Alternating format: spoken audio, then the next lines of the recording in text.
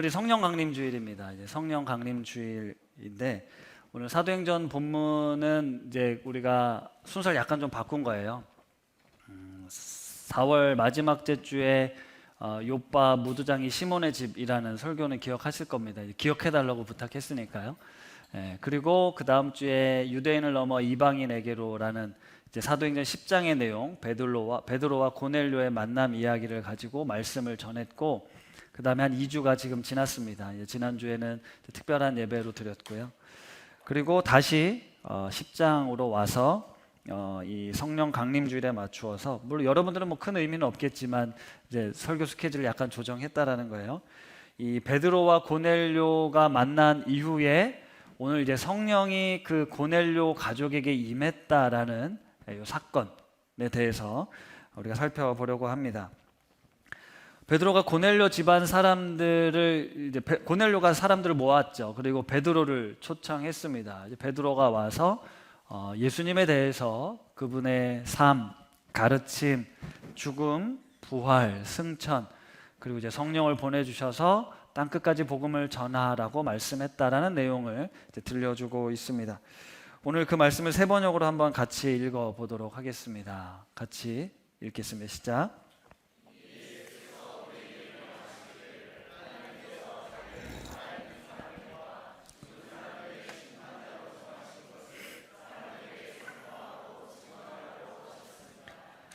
이 예수를 두고 모든 예언자가 증언하기를 그를 믿는 사람은 누구든지 그의 이름으로 죄사함을 받는다고 하였습니다. 아멘. 베드로가 했던 이야기들은 뭐 특별한 내용은 없습니다. 그냥 평범한 설교예요. 이 그 앞부분을 좀 읽어보면서 당시 상황을 떠올려 봤는데요. 물론 이 정도 규모는 아니었겠지만 고넬료 집에 사람들을 모아놓고 대낮에 예수님이 이러이러한 일들을 했다라고 편안하게 아마 이야기를 했을 겁니다. 잠깐 제가 다른 이야기를 해보면 우리 교회가 한 달에 한 번 하나감 기도회를 해요. 우리가 이제 평일에는 뭐 하나시는 이제 온라인으로 드리고, 그리고 매주 뭐 수요 예배나 금요 기도회가 없지 않습니까? 한 달에 한 번은 그래도 모여서 같이 기도하자 해서 지금 이제 올해부터 시작을 했는데요. 이번 주일도 8시에 시작해서 말씀하고 같이 기도하고 한 9시 15분쯤 끝나서 이제 끝나고 나면 이제 약간 소그룹으로 흩어져서 삼도 나누고 같이 기도하는 시간을 갖습니다. 제가 10시 전에는 끝내달라고 했는데 10시 20분이 될 때까지 안 끝나서 이제 그날 이제 마무리가 됐는데요. 한 달에 한 번은 이렇게 모여서 좀 뜨겁게 찬양도 하고 기도도 하고 또 서로의 삶을 들어보는 이 시간이 참 좋습니다. 너무 귀한 시간입니다. 안 오신 분들이 많아서 잘 모르실까봐 오늘 제가 잠깐 말씀드리는 거예요. 와보면 좋다, 이제 이런 말씀을 드리는 건데, 이야기를 드린 이유는 우리가 보통 성령이 임하신다라고 생각을 하면 뭔가 이제 특별한 분위기 아니면 뭔가 뜨거움 뭐 이런 것들을 생각하는데, 오늘 성령님이 임하신 사건은 그런 분위기는 아니었다라는 말씀을 드리는 거예요. 물론 베드로와 고넬료가 만난다라는 것 자체가 특별한 만남이긴 합니다. 베드로도 이야기를 했거든요. 유대인이 할례받지 않는 이방인들과 이렇게 같이 밥을 먹는 건 우리 율법으로는 불법이다, 잘못된 거다라는 걸 너희도 알고 있지 않냐? 그런데 하나님께서 나를 너희들에게 보내서 내가 지금 이곳에 왔다라고 이야기를 합니다. 베드로도 환상을 받고 고넬료도 환상을 봐서 이렇게 만난 거니까 두 사람의 만남이 특별한 만남은 맞습니다. 그런데 그런 특별한 만남이었어도 그럼 여기서 뭔가 특별한 이벤트, 뭐 뜨겁게 기도를 한다든지 찬양을 한다든지 이제 그런 것이 아니라 베드로가 담담하게 예수님에 대해서 전했을 텐데, 놀랍게도 오늘 본문 말씀은 베드로가 이 말을 할 때 성령이 말씀 듣는 모든 사람에게 내려온다라는 겁니다. 내려왔다라는 거죠. 놀라셔야 되거든요. 그냥 이렇게 목사님이 설교를 하고 있는데 갑자기 성령님이 임하신 거예요. 성령님이 임하신 거거든요. 성령님이 이렇게 쉽게 내려오시던 분이던가, 내가 그동안 성령님을 만나기 위해 부르짖었던 그 기도와 땀과 눈물을 생각해 보면, 우리가 성령님을 받게 해달라고, 성령님을 내가 사모한다고, 나도 방언을 받고 싶다고 그렇게 부르짖고 기도했는데 받은 분도 있고 그렇지 못한 분들도 있는데 오늘 성령 받기가 이렇게 쉬웠던 거죠. 말씀을 듣다가도 갑자기 성령님이 임하신다는 거죠. 제자들은요, 보혜사 성령님에 대한 이야기를 듣고 승천하신 예수님께서 기다려라, 그래서 매일같이 모여서 기도했습니다. 언제일지 모르는데 우리에게도 그 성령님을 좀 만나고 싶다고 기도를 했는데 열흘 만에 이제 오순절 성령 강림 사건이 일어난 거거든요. 그러니까 뭔가 간절하게 아니면 시간을 들여서 노력을 들여서 성령님을 만났던 제자들이 있는데 지금 여기는 베드로가 설교하던 중에 갑자기 성령님이 임하셨다라는 거예요. 45절에 이방인들에게도 성령 부어주심으로 말미암아 놀랐다라는 표현이 나오는데 이 성령이라는 단어 옆에 관주가 있거든요. 그거를 눌러서 보면 원문에는 이렇게 되어 있다랍니다. 성령을 부어주심이 아니라 성령의 선물을 부어주심으로 인해 놀랐다라고 되고 있습니다. 다시 말하면 성령은 선물로 주어졌다라는 거예요. 그들이 뭔가를 해서, 노력해서, 기도해서, 애써서가 아니고 하나님께서 그냥 선물로 그 이방인들에게 부어주셨다라는 겁니다. 다시 말하면 성령을 어떤 내가 하나님 앞에 뭔가 잘 보여서 아니면 내가 특별해서 내가 노력해서 얻는 것이 아니고 하나님이 필요에 따라서 선물로 우리에게 주시는 거라는 겁니다. 내가 따내는 게 아니에요. 내가 얻어내는 게 아닙니다. 성령은 우리에게 하나님께서 주시는 선물이다라는 것입니다. 성령이 듣는 모든 사람에게 내려왔는데 그럼 그걸 어떻게 알았느냐? 뒤에 보면 방언도 하고 하나님에 대해 찬양하는 일들이 일어났다라고 합니다. 그러니까 성령님이 어떤 특별하게 그 이방인들에게 부어졌던 오순절 다락방에 마가의 다락방에서 있었던 일처럼 지금 이곳에 임했다라는 거예요. 누가 봐도 특별한 일이 지금 이곳에 일어났는데 그들에게 무언가 성령 받을 만한 일이 있었던 게 아니고 하나님께서 이방인들에게 성령을 부어주심으로 선물로 주심으로 말미암아 베드로에게, 이방인들에게, 그리고 우리에게 하시고 싶은 메시지가 있는 거죠. 이게 오늘 질문입니다. 왜 성령님은 이 이방인들에게 성령님이 임하신 것일까? 성령님을 왜 우리에게 보내셨고 우리는 왜 성령님을 만나고 있는가? 그것은 늘 말씀드리지만 하나님의 나라, 하나님의 샬롬을 회복하기 위해서입니다. 성령님을 우리에게 보내주신 것은 내가 능력 있는 어떤 그리스도인으로 행동하기 이전에 하나님께서 저와 여러분에게 성령을 주심으로 인해 성령의 역사가 우리 삶에 나타나서 이곳에, 이 나라에, 이 땅에 하나님의 나라가 이루어지도록 하기 위함이라는 거죠. 사도행전 1장 8절과 2장의 오순절 성령 강림 사건을 제가 말씀드렸을 때, 설교했을 때 성령 충만에 대해서 말씀드리면서 비록 성령 충만, 성령 체험이 우리에게 특별한 체험과 경험을 줄 수 있지만 사실 성령으로 충만하다라는 의미는 내가 그리스도인으로 하나님의 사람으로 온전케 하기 위한 하나님의 선물이라고 말씀을 드렸습니다. 하나님의 사람답게 살려면 성령의 충만함이 필요하다라는 겁니다. 우리가 그리스도인으로 살아가기 위해서 기본적으로 성령의 충만함을 받아야 된다는 거예요. 그리고 1장 8절에 나오는 이 성령의 그 임하시면 너희가 권능을 받고 예루살렘과 유대와 사마리아와 땅끝까지 이르러 내 복음을 증거하라는 이 말씀이 지리적인 개념이 아니라 관계적인 개념이라고 말씀을 드리면서 성령의 권능이 임하면 나와 다른 사람들, 유대인이든 헬라인이든 사마리아인이든 땅끝에 있는 사람이든 그들을 하나님의 사람으로 내가 품어내고 그 깨어진 관계, 다가설 수 없는 관계들을 풀 수 있다. 관계를 풀어내는 능력이다라고 말씀을 드렸어요. 그래서 우리가 이 땅을 살면서 혼자 살아갈 수 없잖아요.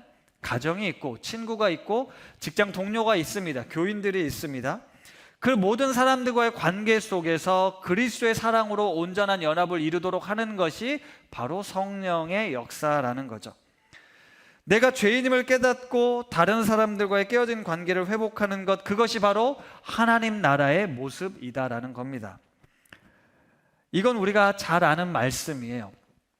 그런데 이 주제가 참 어렵습니다. 피하고 싶은 주제이기도 해요. 하나님, 제가 이제 한 40몇 년을 살았는데 저 이거 너무 하나님 안에서 우리가 하나라는 얘기 너무 많이 들었습니다. 사랑으로 하나 돼야 된다는 거 너무 많이 들었습니다. 그런데 교회가 하나 되는 거 보셨어요? 보셨죠? 못 보신 분들 많으시죠?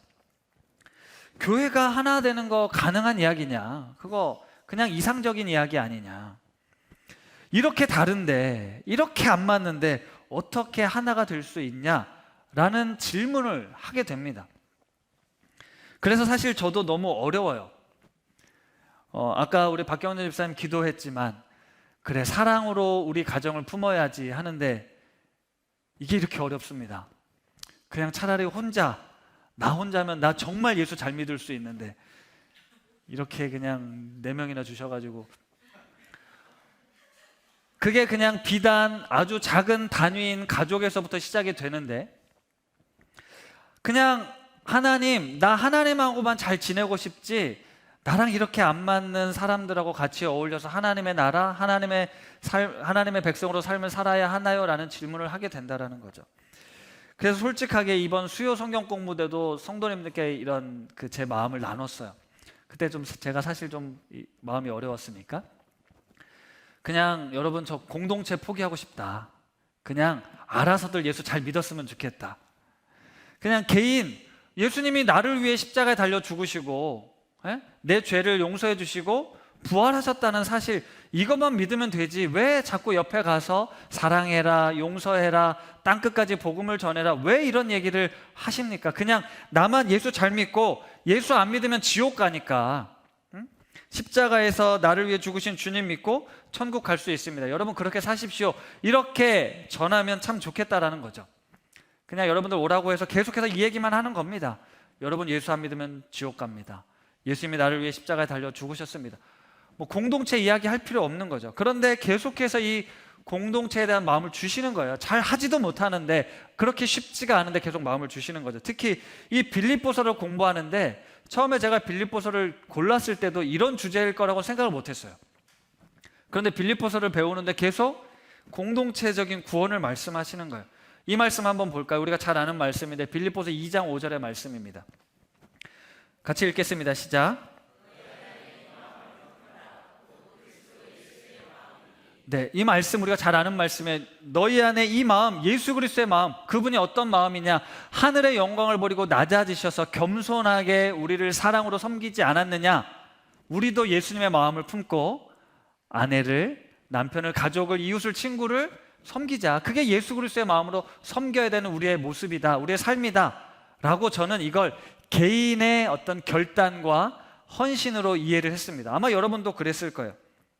그런데 이 본문을 원문으로 제대로 해석하면 이런 뜻이 아닙니다. 이 말씀의 뜻은 뭐냐면 우리 안에 이것을 생각해라. 이것이 무엇이냐면 예수 그리스도가 너희 안에 있다라는 걸 생각하라라는 거예요. 내 안에 예수님을 품고 내가 예수 그리스도인다운 삶을 살아야지 어떤 개인적인 행동을 강조하는 게 아니고 이건 우리의 정체성, 우리의 존재를 강조하는 거예요. 지금 여기에 예수님이 있다라고 생각을 하라는 거예요. 우리 가정에 예수님이 있다라고 생각을 하라는 겁니다. 우리 교회 공동체 안에 지금 예수님이 있다는 거예요. 여러분의 순모임 안에 예수님이 있다. 이걸 늘 생각하라는 거예요. 내가 예수님의 마음을 품고 어떻게 해보자는 나의 행동을 말씀하신 게 아니라 우리가 예수 그리스도 안에 지금 있다라는 그 존재를 말씀하고 있는 거예요. 그러면서 이어서 12절에 두렵고 떨림으로 너희 구원을 이루어라라는 말씀도 너 두렵고 떨리는 마음으로 너 혼자서 너 스스로 이 힘겨운 고난의 길을 구원을 향해 걸어가야 된다가 아니고 이 공동체가 너희 가정이 이 교회 공동체가 함께 구원을 이루어야 된다라고 말씀하고 있더라고요. 그러니까 우리가 예수를 믿기 시작하는 그 순간 나의 구원의 문제가 해결받았다고 끝나는 것이 아니라 나와 연결되어 있는 나로 만나게 하는 사람들과 함께 구원에 이르러야 한다라는 것, 그것이 하나님이 우리를 부르시고 택하신 목적이라는 걸 잊어서는 안 됩니다. 그래서 교회 안에서의 이 코이노니아는 단순히 마음에 맞는 사람들끼리 친교를 넘어서 함께 구원을 향해 걸어가야 되는, 그 가운데 좌충우돌하고 상처도 받고 아프지만 그럼에도 불구하고 이곳에 예수 그리스도가 있다라는 사실을 우리는 우리 삶으로 우리 모임으로, 우리 교회 공동체를 통해 드러내야 된다는 거죠. 이게 바로 하나님이 말씀하신 구원의 모습이었습니다. 우리가 작년에는 서로가 교회되는 공동체가 되자라는 주제로 한 해를 살았고, 올해는 연결되고 결합되어라는 이 주제로 한 해를 살고 있는데, 이게 다 에베소서에 나오는 말씀입니다. 구원받은 공동체로서 우리가 가져야 될 사명을 우리가 이루어야 한다는 거죠. 자, 그렇다면 다시 질문으로 돌아가서, 그래도 왜 이방인들에게까지 성령님을 내려주신 걸까? 사실 예수님이 승천하시기 전에 제자들, 유대인들을 모아놓고 성령을 기다리라고 말씀하셨거든요. 너희가 성령의 권능을 받고 땅끝까지 증인이 되라라고 말씀을 하셨습니다. 이건 유대인에게 주신 사명이었잖아요. 그리고 하나님께서, 예수 그리스도께서 그 제자들을, 유대인들을 통하여서 땅끝까지 복음을 전하셔도 됐는데 왜 이방인들에게도 성령을 부어주시냐는 거죠. 성령을 부어주지 않아도 그들이 예수님을 영접했고 예수 그리스도의 사람으로 살아갈 수 있었는데 말입니다. 왜 그랬을까? 여기에 매우 중요한 목적이 있습니다. 우리가 이걸 이제 아셔야 되는데요. 저와 여러분들은 그리스도인입니다. 우리는 먼저 예수를 믿는 사람들이에요. 당시 유대인들이 선민 사상으로 가득 차 있었어요. 우리에게 특별한 사명이 있다. 우리에게 특별한 능력이 부어졌다. 우리가 가서 복음을 전하면 너희들은 구원을 받게 된다. 이게 무슨 말입니까? 내가 너희들에게 구원을 준다라는 의미가 있어요. 내가 너보단 좀 잘났다, 높다, 이런 의미가 있습니다. 그런데 철저하게 유대인과 이방인이 나뉘어져 있고 헬라인과 로마인으로 구분되어 있었던 그들에게 성령이 부어짐으로 말미암아 무슨 일이 일어났습니까? 하나님 안에서 나와 너가 같다, 동등하다, 똑같다라는 걸 보여준 거예요.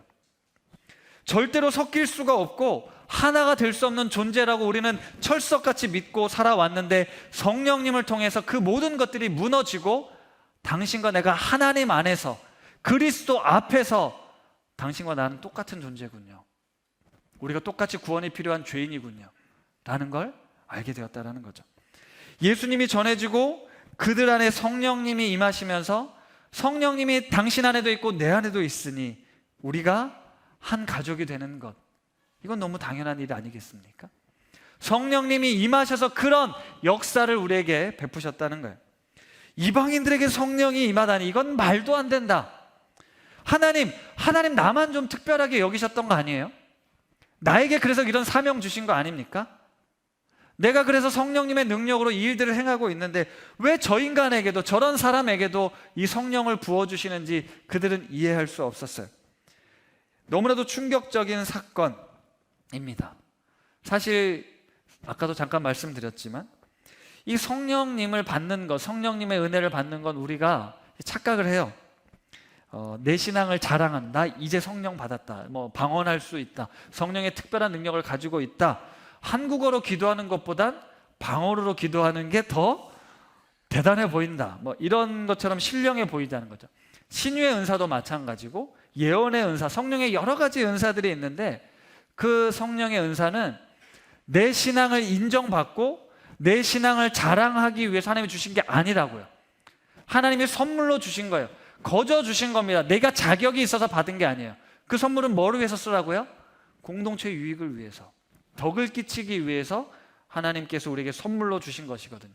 따라서 우리가 성령님을 사모하고 성령님의 은혜를 구하는 것은 우리 삶에 이 얽혀있는 수많은 문제들, 아픔들, 괴로움들을 예수 그리스도의 십자가 능력으로, 그 사랑으로, 그 은혜로 우리가 다시 회복되는 것, 하나님과의 관계뿐만 아니라 사람 사이의 관계, 이 피조물 세계와의 관계를 다시 회복하게 하는 능력이 바로 성령을 통해서 우리에게 주신다는 거죠. 베드로가 이 이방인들이 우리와 같이 성령을 받았으니 누가 물로 세례를 주는 걸 금하겠냐? 그래서 예수 그리스도의 이름으로 세례를 베풉니다. 그리고 11장에 가면 베드로가 예루살렘으로 가요. 이미 소문이 퍼졌어요. 가자마자 혼이 납니다. 너 어떻게 할례받지도 않던 인간들 만나고 다니냐? 그랬더니 베드로가 여차여차 있었던 일들을 설명을 하죠. 그들에게도 우리와 똑같이 성령님이 임하셨다. 어떻게 이들이 우리와 한 가족, 한 형제가 되는 걸 내가 막을 수 있냐? 그들에게 세례를 주고 왔다라고 이야기를 한 거죠. 지난주에 우리 청소년 아이들이 세례를 받았습니다. 입교와 세례를 했어요. 세례는 스스로의 신앙 고백, 내가 예수 그리스도로 인해서 죄인일 수밖에 없었던 내가 용서함을 받고 죄사함을 받고 다시 예수님 그리스도로 다시 살겠습니다. 거듭난 그리스도인으로 살겠습니다라는 결단이 있습니다. 이 고백을 제자훈련 5주간의 과정을 통해서 배우고 스스로 신앙 고백한 다음에 자발적으로 우리가 세례를 줘요. 그런데 이 고백과 세례식을 왜 이 공동체 안에서 여기 성도들 다 있는 성도님들 앞에서 왜 이 세례식을 베푸는 것일까? 우리가 세례라는 의식을 통해서 우리가 같은 믿음을 가진 공동체라는 걸 알리기 위함입니다. 사실 하나님과 나와의 관계가 더 중요하잖아요. 내가 나를 위해 죽으신 예수 그리스도를 신앙 고백하고 그분을 믿습니다라는 고백에 세례를 주는 거거든요. 굳이 사람들 앞에서 하지 않아도 됩니다. 그렇죠?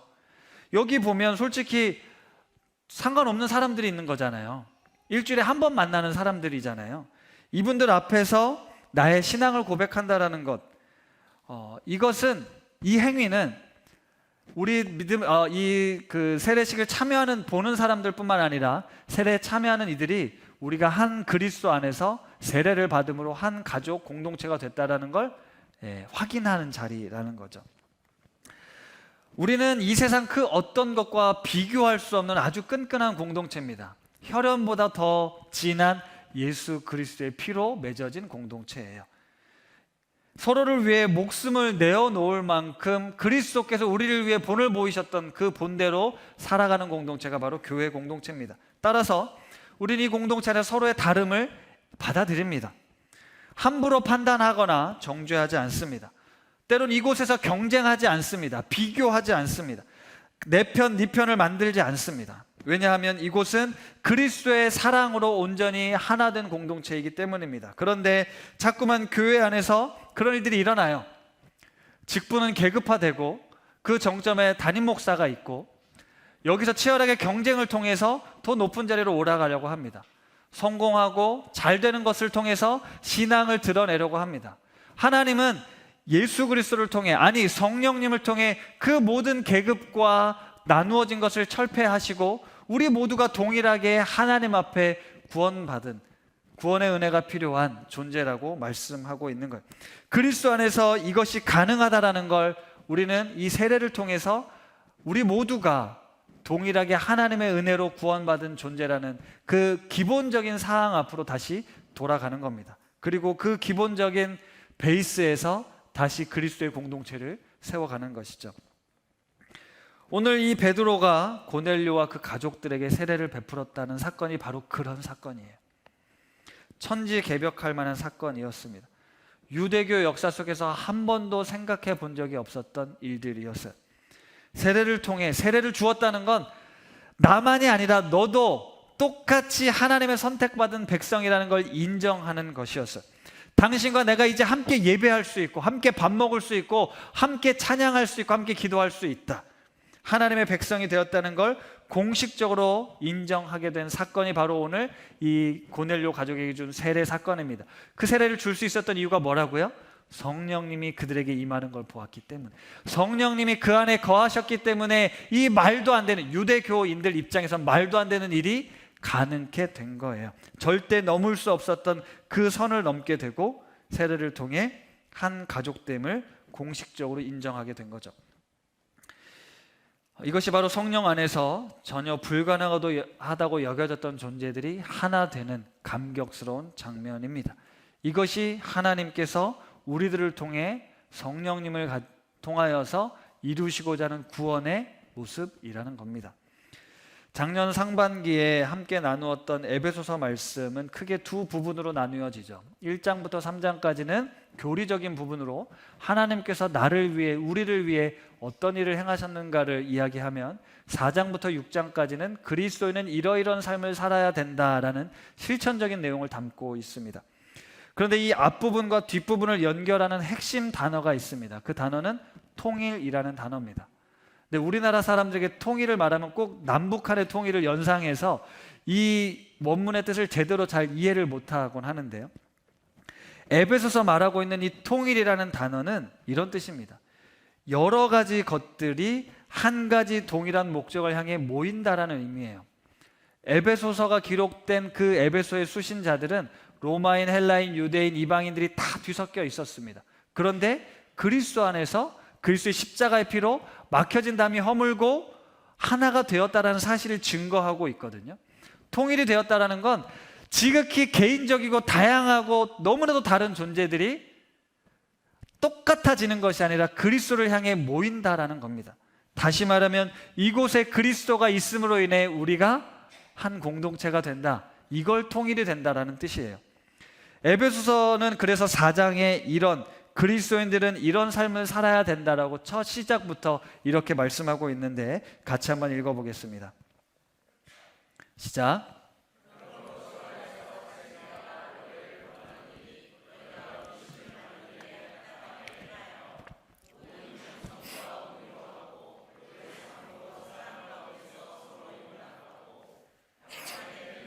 성령이 하나 되게 하신 것을 힘써 지키라.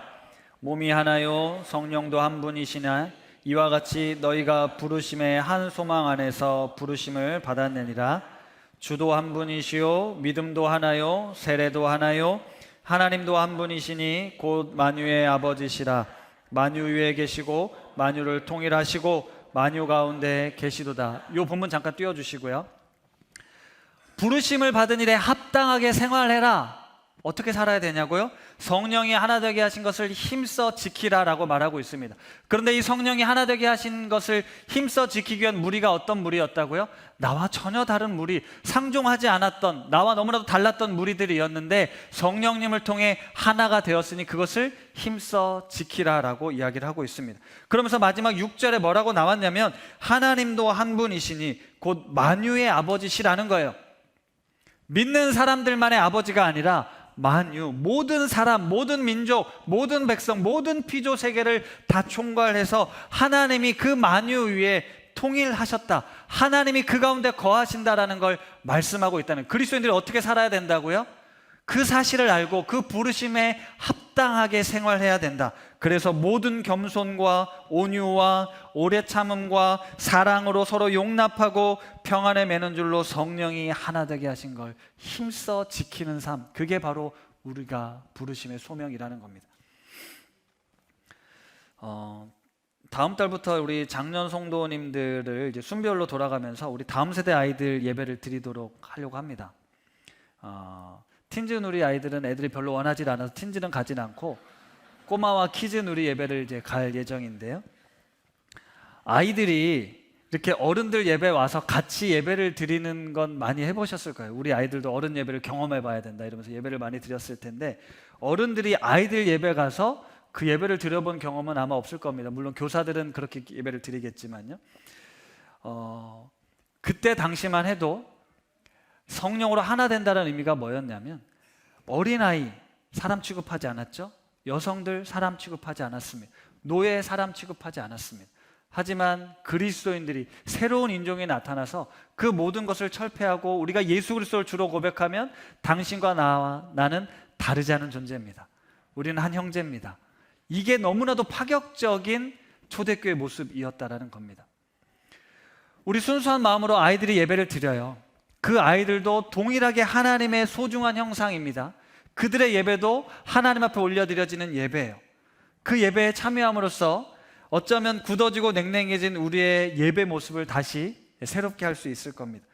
우리가 성령 안에서 다른 이들 속에도 존재하신 하나님을 만나게 될 때 우리 안에 갇혀 있었던, 내 안에 갇혀 있었던 이 좁은 하나님이 아니라 우주를 만유 위에 계시는 그 하나님을 만나고 그 속에서 우리는 자유를 누리게 되는 거예요. 이 울타리를 넘어서면 집어삼킬 것 같은 두려움이 있지만 하나님은 그 너머에도 모든 만물 가운데 계신다는 그 사실, 그래서 세상에서 우리가 아무리 평안을 추구하고 우리가 행복을 찾아도 그 너머에 이해할 수 없는 일들을 만나게 되면 우리는 좌절할 수밖에 없지만, 그 너머를 품고 계시는 우리 하나님, 그 속에 우리가 있음을 알게 될 때 세상은 결코 우리를 이길 수 없고 우리는 세상에서 승리케 될 수 있다는 거죠. 말씀을 마무리하겠습니다. 성령이 하나 되게 하신 것을 힘써 지켜라. 성령이 오시면 자연스럽게 된 것이 아니라 힘써 지켜야 할 만큼 우리에겐 이 사명이 있습니다. 그만큼 쉽지가 않다라는 거예요. 하지만 포기할 수가 없습니다. 왜냐하면 하나님께서 그 일을 시작하셨고 그 일을 완성하실 것이기 때문입니다. 예수 그리스도를 통해서 이미 완성하셨고 마지막 날에 이루실 그날, 오늘을 살아가는 우리들은 두렵고 떨리는 마음으로 성령이 하나 되게 하신 것을 힘써 지켜야 되는 삶을 살아야 된다는 거예요. 때로는 넘어집니다. 실패했다라고 느낄 수 있어요. 나 자신에 대해서 실망할 수도 있습니다. 하지만 그렇게 멈출 수는 없다라는 거죠. 다시 우리가 주님 앞에 서야 되니까 성령님의 은혜를 구하는 거죠. 화목해 하시고 우리를 회복해 하시는 성령님의 은혜를 구합니다. 예수 그리스도 안에서 내 존재가 회복된 것처럼 우리 안에 예수 그리스도가 있다라는 사실, 전능하신 하나님께서, 능치 못함 없으신 하나님께서 우리 사이에서 이 구원의 역사를 이루어 가실 것입니다. 교회는 바로 그런 곳입니다. 성령 안에서 하나됨을 이루는 공동체, 어그러지고 거스르는 세대 가운데 하나님의 흠없는 자녀로 세상의 빛들로 나타나야 되는 사명이 저와 여러분에게 있습니다. 이 사명을 잘 감당하는 우리 우신교회가 되면 좋겠는데요, 오늘 성령 강림주일, 나에게 필요한 성령의 능력, 권능, 내가 뭔가 행동하기를 원하는 성령의 권능이 아니라 우리의 삶의 문제들, 관계들, 어려움들을 다 덮고도 다시 평안함 가운데 있을 수 있도록 회복시키시는 성령의 충만한 은혜가 우리 모든 성도님들 가운데 임하기를 바랍니다. 이 시간 함께 이 찬양 부르고 싶습니다. 우리를 사용하소서라는 찬양인데, 구원받은 하나님의 자녀로서 나의 삶, 그리고 예수 그리스도의 이름으로 모인 이 공동체가 성령의 충만함으로 인하여 아파하고 절망하고 실족하고 넘어진, 깨어지고 분열된 이 세상에 참된 구원의 역사를 이루도록 우리를 사용해 주십시오라고 결단하며 함께 찬양하겠습니다.